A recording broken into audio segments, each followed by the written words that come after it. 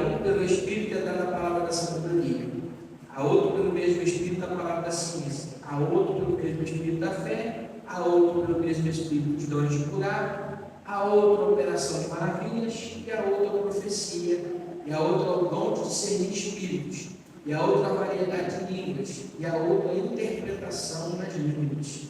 Mas um só e o mesmo Espírito opera todas essas coisas, repartindo particularmente a cada um como quer.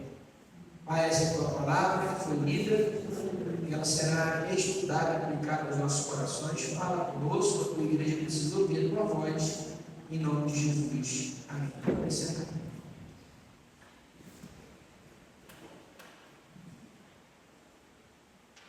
Meus irmãos, os dons espirituais, eles são classificados em dons de poder, dons de revelação e dons de elocução.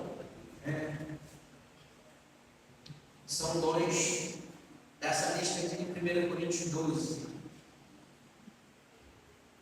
Esses dons são estabelecidos por Deus para a igreja, para usar conforme for útil para o bom andamento da obra do Senhor. E Deus usa quem Ele quer usar. Eu costumo dizer que Deus usa quem Ele quer e quem dá espaço para Ele usar. E tem pessoas que não dão espaço para o Espírito Santo usar. Elas são tão cheias de si mesmas que o Espírito Santo não encontra espaço para usar. Mas quem dá espaço e liberdade ao Espírito Santo, Ele usa conforme Ele quer, porque Ele é o Senhor da igreja. Então nós temos aqui hoje 3 dons espirituais muito conhecidos, e deixei para falar esses 3 hoje, porque falando sobre os dons espirituais, são os mais conhecidos, que é o dom da variedade de línguas, o dom de interpretação de línguas e o dom de profecia. O dom da variedade de línguas é um dom diferente do dom de língua estranha, ou seja, é diferente do falar em línguas. Então é importante você saber que variedade de línguas é uma coisa, falar em línguas é outra coisa. Então, qual é a diferença entre variedade de línguas e o dom de línguas? A diferença é que a variedade de línguas, são as línguas estranhas, sempre sendo trocadas, renovadas, cuja a interpretação sempre é uma profecia para a igreja. Então é diferente do dom de línguas. Variedade de línguas é uma coisa, língua estranha é outra. E o que é então, pastor? O falar em línguas estranhas. Também tem que explicar o que é. O batismo com o Espírito Santo, que é uma experiência sobrenatural que o crente tem, quando ele recebe essa experiência, este dom, ele é um dom, é uma experiência que você tem depois da salvação. Depois da salvação. João 20, 22, por favor. João capítulo 20, versículo 22. Jesus já havia ressuscitado e nesta época ele estava com seus discípulos quando proferiu esta palavra. Então, quem achou, por favor, leia. E havendo dito isso, ele soprou sobre eles e disse: recebei o Espírito Santo. E havendo dito isto, assoprou sobre eles e disse: recebei o Espírito Santo. Nesse dia, nesta data, neste texto, os discípulos se converteram. Porque até então eles andavam com Jesus, mas não eram convertidos ainda. E se converteram nesse dia aí. Jesus assoprou sobre eles, e aí não estava Judas, não estava nesse meio, e diz: recebei o Espírito Santo. Só pode receber o Espírito Santo Santo, quem é templo do Espírito Santo. Templo do Espírito Santo.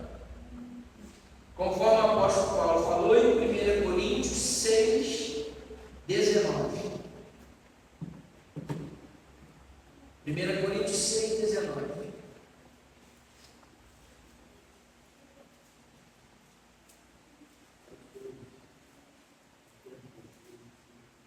Ou não sabeis que o vosso corpo é o templo do Espírito Santo, que habita em vós, proveniente de Deus, e que não sois de vós mesmos. O vosso corpo é templo do Espírito Santo. Ele habita em vós. Quer dizer, ele habita em quem? Em quem é salvo. Toda pessoa que é salva na pessoa de Jesus Cristo, ele vira templo do Espírito Santo. O Espírito Santo tem que morar dentro dela. E ela passa a ser a habitação do Espírito Santo. Isso quer dizer, o apóstolo Paulo diz que nós não somos de nós mesmos, mas nós somos do Espírito de Deus. O seu corpo, ele é templo do Espírito de Deus. Por isso nós não devemos ter o nosso corpo como instrumento de sedução, como instrumento de vaidade, como instrumento de lascívia. E lascívia é pecado, leva ao inferno. Gálatas 5, 19 a 22 fala sobre as obras da carne e o fruto do Espírito. Dentre eles está escrito lascívia. A palavra lascívia significa sensualidade. Aí no final ele diz assim, ó. Essas coisas nos há de vir dizendo que os que praticam tais coisas semelhantes a esta não herdarão o reino do céu. Pronto. Então a sensualidade é uma obra da carne que pode levar a pessoa para o inferno. Por isso que nós temos que tomar muito cuidado. Nosso corpo é templo do Espírito Santo. Mas você, uma vez que é salvo em Jesus Cristo, você é templo do Espírito Santo. Ele está morando em você. Não quer dizer que você é batizado pelo Espírito Santo. Quer dizer que você é morado no Espírito. Porque os discípulos receberam o Espírito em João 20, 22, e em Atos capítulo 2, versículo 4, eles foram cheios do Espírito e começaram a falar em outras línguas. Abra sua Bíblia em Atos 2.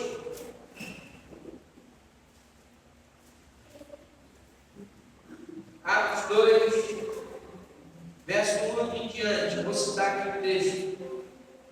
Cumprindo-se o dia de Pentecostes, estavam todos reunidos no mesmo lugar. E de repente veio do céu um som, como de um vento veemente e impetuoso, e encheu toda a casa que estavam assentados. E foram vistas por eles línguas repartidas como que de fogo, as quais pousaram sobre cada um deles. E todos foram cheios do Espírito Santo e começaram a falar em outras línguas, conforme o Espírito lhes concedia que falassem. Então, os mesmos discípulos que receberam o Espírito Santo em João 20, 22, agora estão sendo cheios do Espírito Santo. Estão sendo batizados com o Espírito Santo. E começam a falar em línguas estranhas. A evidência de que você foi batizado pelo Espírito Santo é falar em línguas estranhas. Não existe outra evidência. Nós não cremos em outras evidências. A evidência é essa. Ou seja, como eu sei que eu fui batizado pelo Espírito Santo, pastor? Quando você começa a falar em línguas estranhas. E o batismo com o Espírito Santo tem três objetivos. Primeiro, você recebe o poder de Deus para realizar a obra de evangelização. Você não é batizado no Espírito Santo para poder ficar falando em estranho da igreja e não ganhar alma para Jesus. Você primeiro é batizado no Espírito Santo para poder ganhar almas para Jesus. Segundo, você é batizado no Espírito Santo para ter uma vida cristã vitoriosa e servir ao reino de Deus. Terceiro, você é batizado com o Espírito Santo para elevar o seu nível de espiritualidade em relação à oração e à adoração. O apóstolo Paulo diz que quem ora em línguas ora Porque o corpo não entende, a mente não entende, mas fala mistérios com Deus em espírito, ou seja, é como se o seu espírito estivesse se comunicando com o Espírito de Deus, numa língua que a sua carne não entende. Você está orando em línguas estranhas. Oi, irmãos. Coisa bonita, nós vemos a manifestação das línguas estranhas, principalmente nos cultos pentecostais. E nós somos pentecostais. Nós cremos no poder do Espírito Santo. Nós cremos nas línguas estranhas. Nós cremos nas manifestações sobrenaturais de Deus.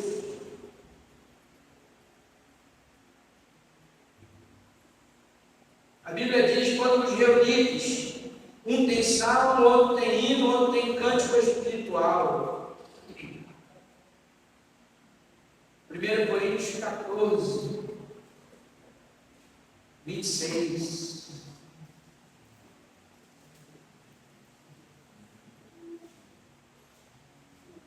Que fareis, pois, irmãos, quando ajuntares, cada um de vós tem salmo, tem doutrina, tem revelação, tem língua, tem interpretação.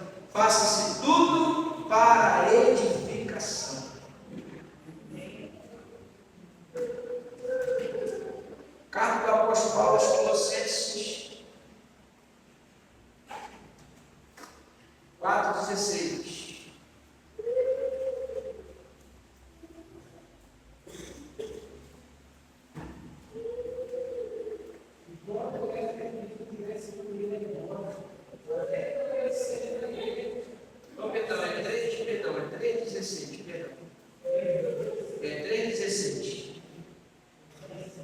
Isso. Colossenses 3,16. Esse.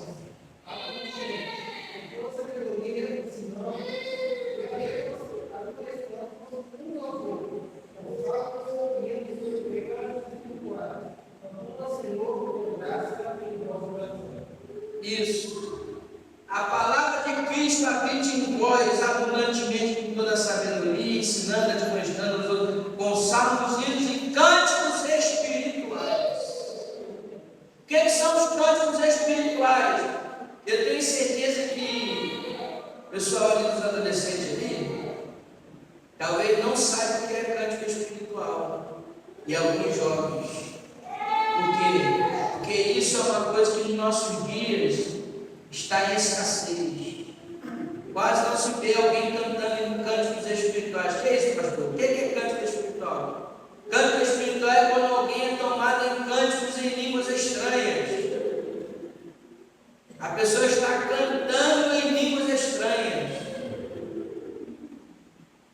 Tem crente que cantou em línguas estranhas há muito tempo e já não sabe mais o que é isso. Perdeu. É tempo de você orar e falar: Senhor, renova os cânticos espirituais na minha boca. Eu quero cantar em línguas estranhas. Coisa linda é você ver a manifestação do Espírito Santo na igreja. Um cantando em línguas estranhas, o outro profetizando, o outro falando em línguas, o outro glorificando. Porque a igreja é viva, porque o nosso Deus é vivo. Só que hoje, infelizmente, por que essas coisas não acontecem mais no nosso dia? Por dois motivos. Primeiro, falta de santificação. Segundo, a gente não pede mais.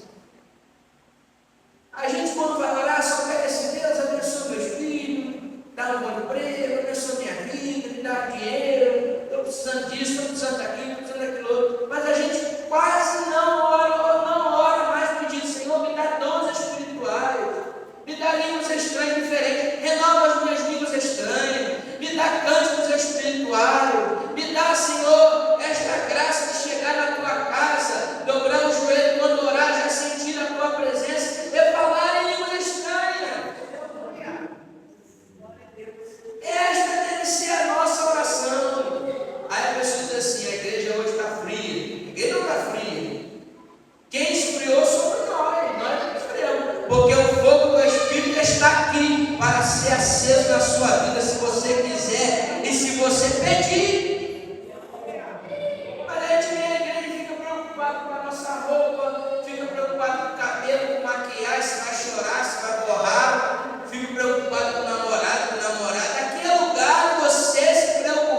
adorar, em ser cheio da presença de Deus e adorar ao nome santo do Senhor Jesus. Que você não tem que ficar preocupado, não tem que ser igual de carro, não. Só tem dois tipos de pessoas no mundo. Diga comigo assim, dois tipos de pessoas no mundo. Diga comigo, Mical, diga, Davi. Quem era Mical? Mical era a esposa de Davi. Ela estava lá em cima da varanda do palácio, olhando, lá embaixo. E o rei Davi veio na frente da arca da aliança, quando entrou em Jerusalém, saltando, dançando, pulando, se alegrando na presença de Deus. Aí a Mical, crente carnal, crente que vem para o culto para olhar, para assistir culto, não para prestar culto. Está entendendo? Vem para assistir culto, não para prestar culto. Vem como espectador. Aí chega e fica olhando e diz assim: esse aí é o rei Davi, dançando desse jeito, no meio do céu, no meio das serras. E começou a criticar. Mas ela não criticou só para si, não. Quando Davi chegou no palácio, ela chamou ele e disse: olha, você fez errado ficar lá pulando no meio das serras do céu. Você é o rei, tem postura.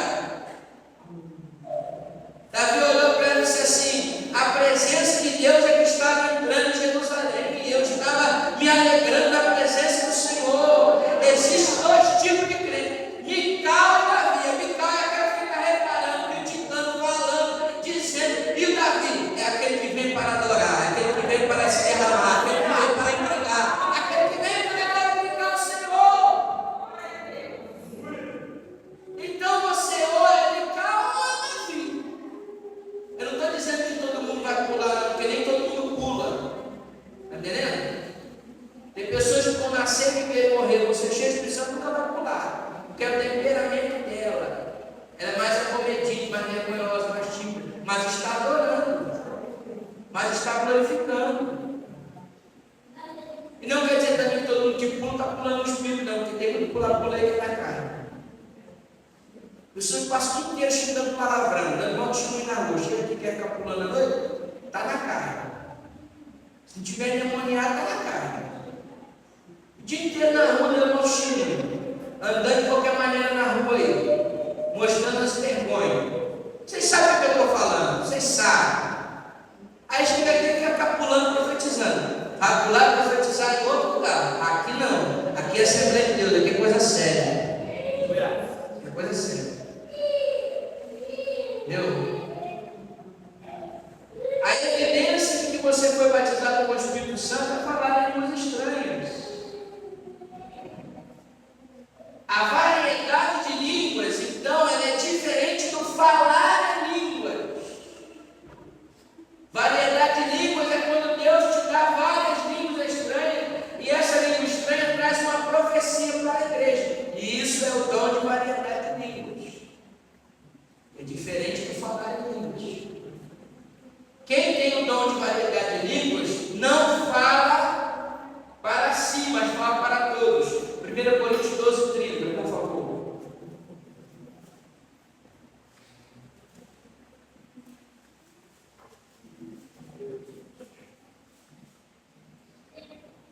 Primeira Coríntios 12, 30. Tem todos o dom de cura. Falam todos dessas línguas, interpretam todos. Então Paulo está dizendo, falam todos diversas línguas. Quer dizer, não quer dizer que nem todo mundo tem o dom de variedade de línguas. Ele é um dom mais raro. E o dom de variedade de línguas, ele está acompanhado do dom de interpretação de línguas. 1 Coríntios 14, 27. 7, 28. E se alguém falar língua estranha, faça isso por dois, ou quando muito tempo, e por sua vez haja interprete. Mas se não houver interprete, deseja falar na igreja e fale para si mesmo e com Deus. Então, o que isso quer dizer? Quer dizer que quando alguém se levanta para profetizar em línguas estranhas com esse dom de variedade de línguas, que haja intérprete.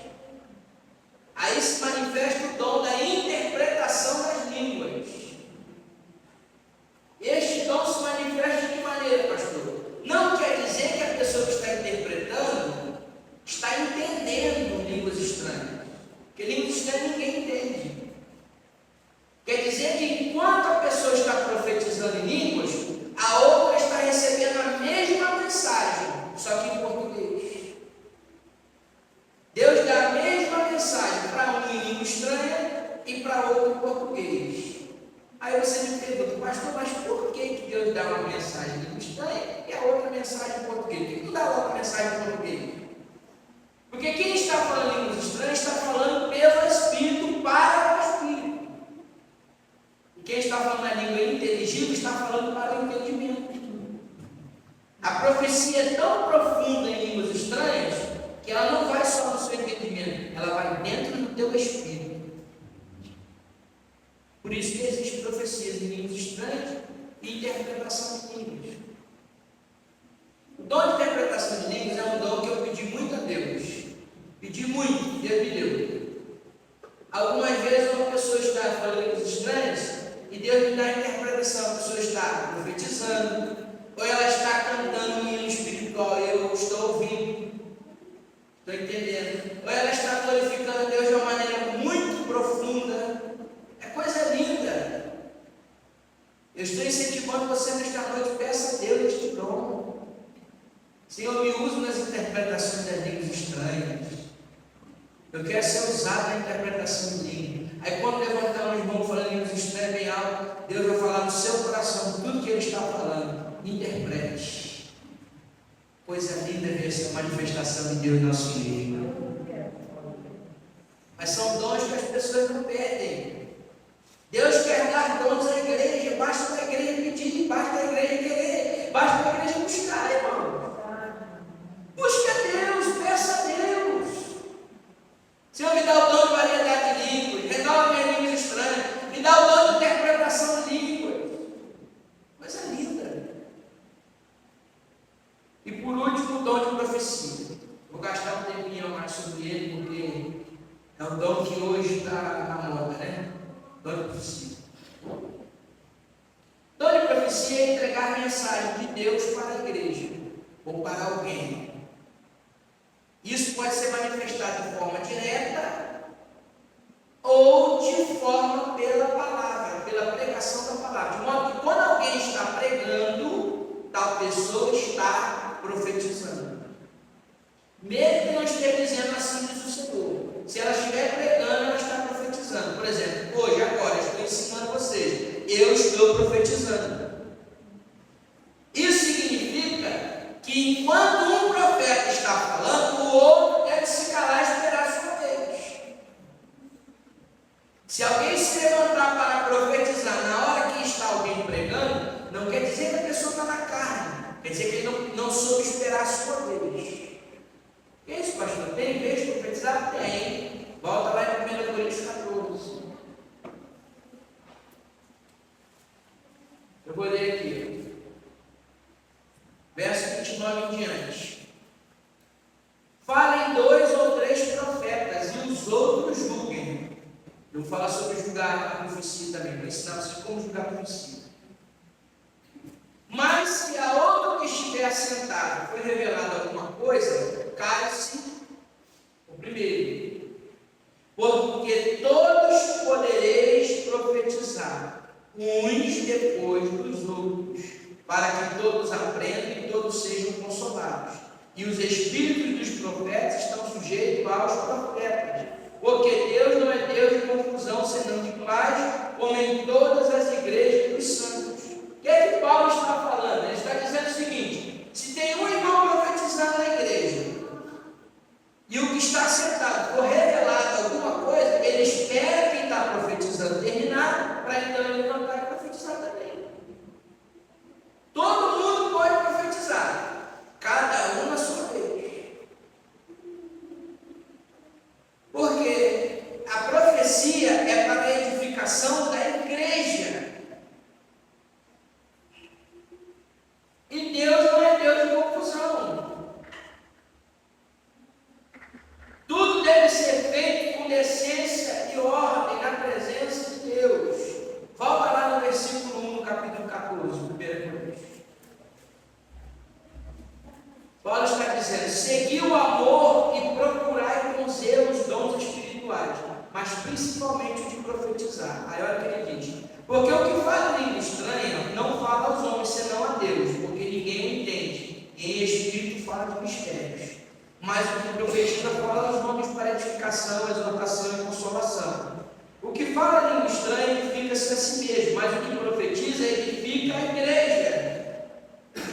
Então Paulo está dizendo, procure, busque o dom de profecia, mas saiba usar. Quem profetiza está profetizando para o outro, quem fala língua estranha está falando para si mesmo. Então, o mensageiro que está entregando a mensagem de Deus, ele é responsável por si mesmo. Os espíritos dos profetas estão sujeitos aos profetas. Quer dizer que eu domino o meu espírito, eu domino a minha vontade. Isso quer dizer que se Deus me mostrar alguma coisa, eu posso falar, como posso não falar, como posso falar em público ou em particular. Como posso falar depois? Aí se Deus vai exigir de mim que eu fale na hora ou fale depois, é outra história. Mas se Deus falar alguma coisa comigo, eu posso escolher falar ou não.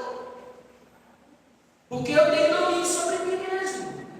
Esse negócio de que, eu estou sendo tomado aqui, eu não estou, Deus vai tomar minha mão. Isso não é de Deus. O Espírito Santo não tira o sentido de ninguém.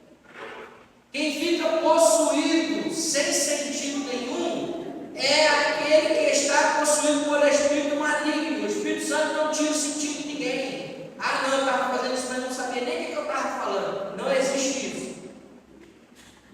Então eu estava endemoniado. Porque o Espírito Santo não tira o sentido de ninguém. Você sabe muito bem o que fazer. Eu pulo o que quero pular. Eu corro o que quero correr. Eu bato o pau o que quero bater.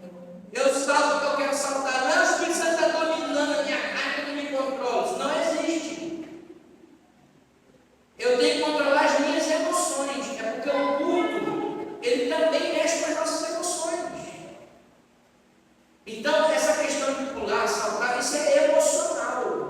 O Espírito de Deus não toma ninguém, tira o sentido de ninguém. O Espírito do profeta está sujeito ao profeta. Então, o mensageiro está no controle de si mesmo. Teve uma vez, eu não sei se foi realidade, tá? Eu vou contar, mas não sei se foi real. Isso teve uma igreja que levantou um irmão para profetizar. Aí ele disse assim: eis que eu sou o pai, estou olhado para a minha igreja. Aí ao terminar, levantou outro no meio da igreja e disse: eis que eu sou o filho. E digo: calma, pai. Aí levantou outro no meio e disse: eis que eu sou o Espírito Santo. E digo: calma, pai, filho, não briga. Pelo amor de Deus, gente. Pelo amor de Deus.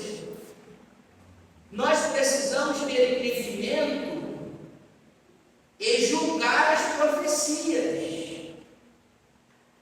A Bíblia diz para nós julgarmos as profecias, não o profeta, mas as profecias. E profecia aqui não é só assim do Senhor, também é pregação. Não é tudo que a pessoa fala que você vai engolir, não. Você tem que examinar na Bíblia se é isso mesmo que a Bíblia está falando. Qualquer um que está pregando, inclusive eu também. Examine-se na Bíblia, está dizendo isso mesmo. Que é isso, pastor? Eu vou ficar duvidando do que o pregador está falando? Irmão, fica com a Bíblia. Porque a maior profecia, a mais poderosa, ainda é esta aqui, a palavra de Deus. E ela mesmo diz, 1 Tessalonicenses 5, 20 e 21. Para que nós julguemos as profecias. 1 Tessalonicenses 5, 20 e 21. Não desprezeis as profecias, examinei Não desprezeis as profecias. Examinar tudo, retenha que é bom.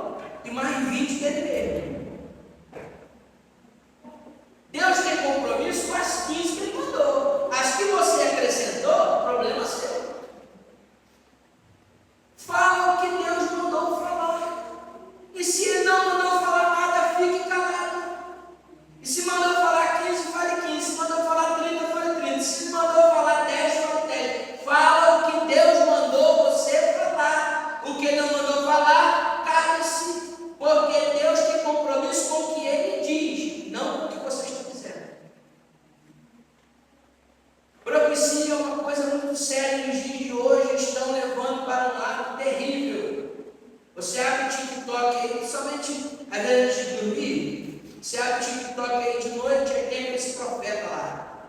Está entrando aqui na live, aí fala um monte de língua da cara. Dentro da cara, Deus não está ali não. E começa a dizer um monte de coisa.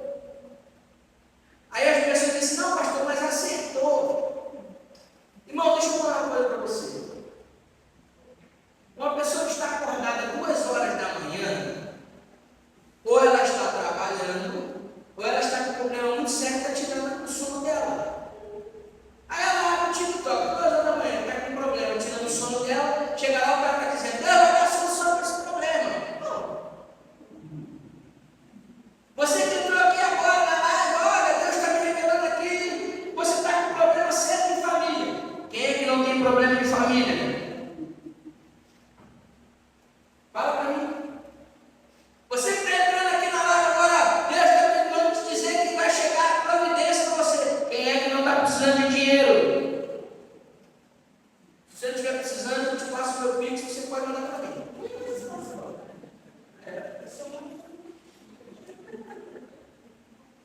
Então eu passo o Pix que está rodando, você manda para ela. Irmão, tem muita profecia furada por aí na internet. Profeta de Amarque. E fica pedindo Pix, profeta do Pix, pedindo Pix para você mandar dinheiro para ele. Aí tem pessoas que não têm entendimento e ficam olhando lá, nossa, vai aparecer o nome de Deus, vou mandar uma oferta para ele, vai, manda dinheiro lá. Você está sendo extorquido, você está sendo enganado. E outra coisa, não fique atrás de profecia. Tem crente que anda atrás de profecia. Quando a cara da irmã fulana lá, ela vai orar comigo, Deus vai falar comigo. Para com isso. Deus conhece o seu endereço, Ele sabe onde você mora. Se Ele precisar falar contigo, usar um profeta, Ele vai dizer para o profeta onde você mora, vai mandar ele lá na tua casa e ele vai falar contigo.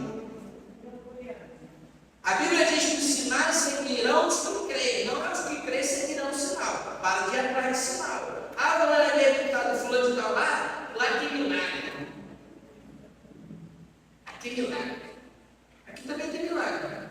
Semana agora a irmã estava testemunhando aí que pediu oração aqui na oração de segunda-feira, que a oração de segunda-feira, Deus tem dado resultado. Essa semana eu tive uma vitória nessa oração. Essa irmã, a irmã Vivente, pediu oração para uma moça que estava ocupada. Aí o médico já tinha desenganado, estava no CD e estava na azul. A mulher está em casa, nós olhamos para ela, está em casa. Então, a oração de um justo pode muitos seus efeitos. Milagre aqui também tem.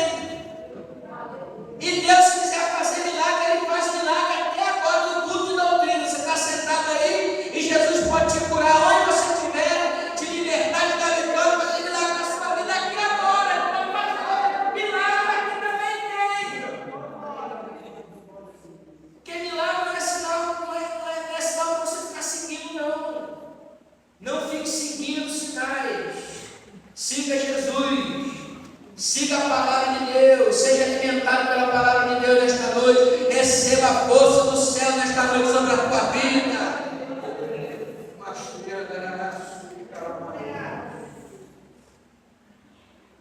Então, nós precisamos saber que Deus fala conosco, sim. Existem 4 critérios da Bíblia para nós julgarmos uma profecia. Primeiro, 1 Pedro 4,11. 1 Pedro 4,11. A mensagem da profecia tem que estar subordinada à palavra de Deus. Deus não fala nada fora da sua palavra. Olha o que diz o texto. Se alguém falar, fale segundo as palavras de Deus. E se alguém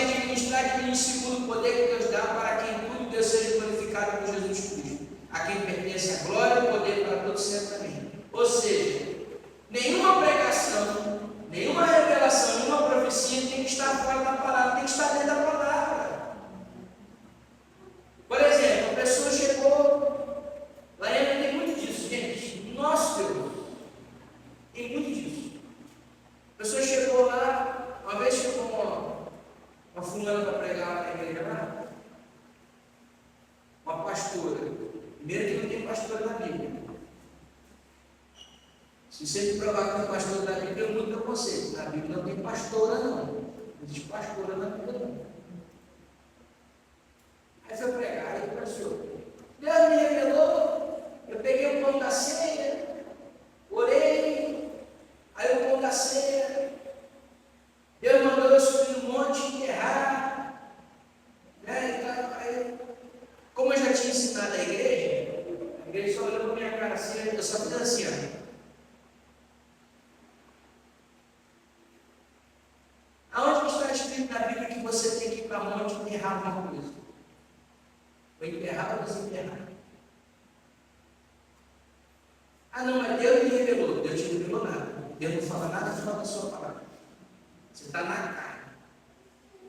Ah, não, mas Deus me mostrou, pastor, que a partir de hoje, quando eu chegar aqui na igreja, tem que descalçar o sapato, ficar todo mundo descalço. Mas é igual o espírito, botar o sapato lá fora. Sai disso. Tem profecias que são fora da palavra. Ah, Deus mandou ungir pedido de oração. Onde é que está escrito na Bíblia que você tem que ungir pedido de oração? A unção tem que ser feita com óleo pelo presbitério da igreja. Nós enfermos que são crentes. Unção com óleo não é nem para usar a pessoa que não é crente, é só para crente. Se está entre vós alguém enfermo, chama os presbíteros para orar, ungido com óleo, o enfermo, não a enfermidade. A oração da fé salvará o doente. Ah, não, mas Deus falou comigo que tem que ungir esse papel aqui. Isso é feitiçaria. Isso não é bíblico. Então foi Deus que falou? Não foi Deus que falou, porque Deus não fala nada fora de sua palavra. É igual o livro que tem aí. Bom dia, Espírito Santo. Cuidado porque a heresia é pura. O Espírito Santo apareceu para o camarada lá no cemitério. Oxi. Né? A gente vai falar que tem que ter visto. Tem outro chamado Divina Revelação do Inferno. É do inferno mesmo. Pega esse livro e joga fora que é do inferno. Ali não tem nada de bíblico. Cuidado, irmão. Segundo, os crentes de Bereia examinavam as Escrituras. Atos 17, verso 11. Paulo está elogiando os crentes de Bereia. Por quê? Porque enquanto eles estavam pregando, eles estavam examinando a Escritura para ver se o que Paulo estava falando mesmo era verdade. O apóstolo Paulo. Por isso nós devemos julgar as profecias, as pregações. Não é qualquer coisa que a pessoa falar aqui que você sai dando glória a Deus, não. Preste atenção no que está falando. Se for de Deus, glorifique. Se não for, pode ficar para fechar comigo. Tem que ir. Está entendendo? Segundo, a mensagem precisa edificar a igreja. A profecia precisa edificar a igreja. Profecia que não edifica a igreja não vem de Deus. Profecia não destrói a igreja. Profecia não arranca a igreja do lugar. Profecia não causa bagunça na igreja. Profecia edifica a igreja. Terceiro, profecia não causa confusão na igreja. 1 Coríntios 14, 33. Porque Deus não é Deus de confusão, senão de paz, como em todas as igrejas do santo. Profecia não pode trazer confusão na igreja. Ah, pastor, mas eu recebi uma profecia e eu fiquei tão confuso. Eu não entendi. Uma coisa é você não entender, outra coisa é você ficar confuso. Não entender, às vezes a gente não entende mesmo. Pode acontecer se você não entender. Mas ficar confuso, ele não é de confusão, não, irmão. Que história é essa? Ele não é de confusão, não. Terceiro, é esse. Quarto e último. A mensagem profética deve exortar, diga comigo, exortar, edificar, consolar. 1 Coríntios 14, 3. Mas o que profetiza fala os homens para edificação, exortação e consolação. Profecia não dirige a vida de ninguém. A profecia não direciona. Cuidado, jovens, adolescentes que estão aí para casar, vão casar. Adolescente está bem longe de casar, não faça isso para mim. Jovens, vão casar aí. Não existe profecia para casamento.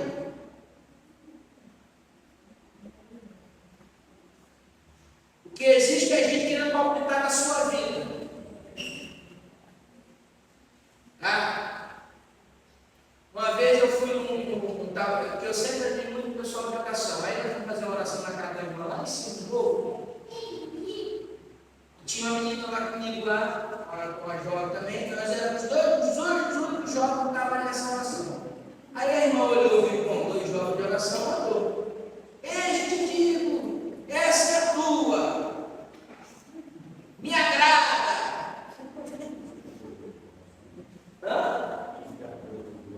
É minha tribulação. Não, a minha bênção é essa aqui, eu te escolhi. Quem escolhe o casamento é você, não é Deus não. Existe o mundo natural, o mundo psíquico e o mundo espiritual. Para que Deus vai escolher casamento para você? Qual é a finalidade de Deus escolher casamento para você? Porque na hora que você tiver uma briga feia, tiver uma crise, você vai dobrar o joelho e falar assim: "Ô, estou devolvendo." Foi o Senhor que escolheu, foi o Senhor que estou devolvendo. Eu não quero esse próximo, não, esse trem, não. Ué, Deus não escolhe. Ah, vou orar para Deus confirmar se esse namoro é de Deus mesmo, não é. Eu vou ensinar para vocês o que eu aprendi e deu muito certo na minha vida. Então você siga esse conselho do seu pastor. Ainda bem que tem bastante jovem adolescente aqui hoje. Você sabe como que profecia é? Você sabe como é que você sabe que o seu relacionamento é de Deus? Vocês querem saber se esse namoro é de Deus? Não. Primeiro, se vocês estão se respeitando um ao outro. Eu vou falar bem claro. Relação sexual é depois do casamento. Porque quando você se relaciona sexualmente com uma pessoa, você se torna uma só carne com ela. E você só pode se tornar uma só carne com ela depois que você casa. Que você faz uma aliança com ela diante de Deus e diante dos homens. Fez aliança diante de Deus e diante dos homens, aí você pode, aí é de Deus. Segundo lugar, quando você observa que as características dessa pessoa está olhando, bom, os defeitos te incomodam muito. Se te incomoda muito, sai fora, porque depois de casar vai piorar. Você consegue suportar os defeitos? Vocês estão rindo? Eu estou falando a verdade? Eu estou. Verdade. Se hoje você não suporta os defeitos, aí está namorando, está vivendo no pé de guerra, brigando com o diabo. Vai casar, vai ser pior. Se hoje está brigando, vamos casar, vai puxar a faca com o outro. Deus não é esse negócio não. Namoro cheio de briga, cheio de confusão. A família não se entende, você não gosta da família, não gosta de você. Vai dar errado. Ah, pastor, mas eu não vou casar com a família, vou casar com ele. Tudo bem. Mas no Natal você vai fazer o quê? Aniversário da criança vai fazer o quê? Data comemorativa você vai fazer o quê? Vai viver em pé de guerra com a família. Se você acha que dá conta, vai que é tua caforé. Agora, se você acha que não vai dar conta, meu filho, sai fora. Quero saber se meu casamento, se eu devo casar com essa pessoa ou não. Não existe namoro evangelístico. Julgo desigual com os infiéis. O que Paulo fala sobre o julgo desigual? 2 Coríntios 6, 14. Bíblia.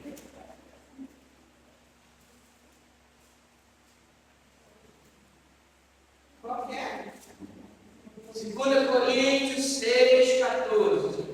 Ó, sociedade não tinha meus irmãos, que querem sofrer, sociedade tem a justiça na injustiça, e convenhamos em ambos as trevas. Eu vou continuar. que concorda entre Cristo e Belial, que parte do infiel com o infiel, que consente ter o tempo de Deus exclusivo, porque nós somos o tempo de Deus vivente, como Deus diz, neles habitarei, neles andarei, serei seu Deus, serão meu povo. Pelo que sair do meio deles e apartar diz o Senhor, não toqueis em nada imundo e vos receberei. Seu corpo é templo do Espírito Santo. O que a Bíblia aconselha? Você quer casar com alguém? Procura alguém crente para casar. Você é crente, casa com crente. Você é macumbeiro, casa com macumbeiro. Como diz o Cláudio Duarte, um segura a galinha e o outro corta o pescoço. É espírita, casa com espírita. Um bota a mesa e o outro acende a vela. Vai, é crente, casa com crente. Um leva a Bíblia e o outro expulsa o demônio. Pronto, crente, casa com crente e assim vai. Por quê? O jugo desigual para depois você casar. Ah, pastor, mas eu quero casar mesmo assim. Não é crente, mas eu quero casar. Tudo bem, quando você tiver um filho, você vai apresentar esse filho onde? Na macumba, na igreja católica, vai batizar, fazer o quê? Aí vai ficar orando, Jesus salva, Jesus salva, Jesus salva. Jesus vai salvar, eu creio, Jesus vai salvar. Todo mundo da sua família que não é crente vai ser salvo, eu profetizo em nome de Jesus. Mas se você puder casar com uma pessoa que já é salva, melhor, né? Está dando trabalho, seja inteligente. Agora, pastor, eu não sabia disso, trazer. Segura que é tua, até que a morte o separe. Por isso que eu estou dando informação para a gente que ainda não casou, para não cometer esses erros. O que você semeia, você vai arrancar. A lei da semeadura, ela não falha. Profecia exorta, profecia consola e edifica. Profecia exorta, consola e edifica. Se não exortou, não consolou, não edificou, não foi Deus que falou. É simples assim. E quem falou, pastor? Ou foi a carne ou foi o diabo? A maioria das vezes é a carne. Porque tem gente que gosta de mostrar que é espiritual. E a gente pode dizer que é mais crente que o outro. Sabe? É a história do fariseu e do publicano, né? O fariseu ficava lá, eu jejuo para pedir da semana, eu sou calmozão. E o publicano ia para o tempo, Senhor, tem misericórdia de mim, porque eu sou pecador. E não tem ninguém melhor do que ninguém aqui. Nós todos carecemos da misericórdia e da graça de Deus. De Deus. Se não é a graça de Deus, é a misericórdia de Deus, nem aqui nós estamos. Aleluia. A profecia, ela é um dom muito maravilhoso, mas Deus cobra muito de quem profetiza. Não é fácil pregar, não é fácil ensinar, não é fácil profetizar. Porque às vezes Deus manda você falar umas coisas que são incômodas. Às vezes Deus manda você falar algumas coisas que traz desconforto. Se Deus mandar falar, tem que falar. Só que cuidado com a forma como você vai falar. Principalmente hoje em dia, existe muita questão judicial, sabe? De constrangimento. Aquelas profecias que vem assim, este dia tem pecado público. Se tem pecado público, tem que dizer quem é, o que fez e quando foi. Porque Deus não revela nada pela metade. Pecado está aqui, pecado está aí no meio dos jovens adolescentes, lá atrás, no meio das irmãs. Pecado está em todo lugar. Onde tem pecador, tem pecado. Então essa história de tem pecado na cidade, vai dizer quem é e o que fez. Porque Deus não revela nada pela metade.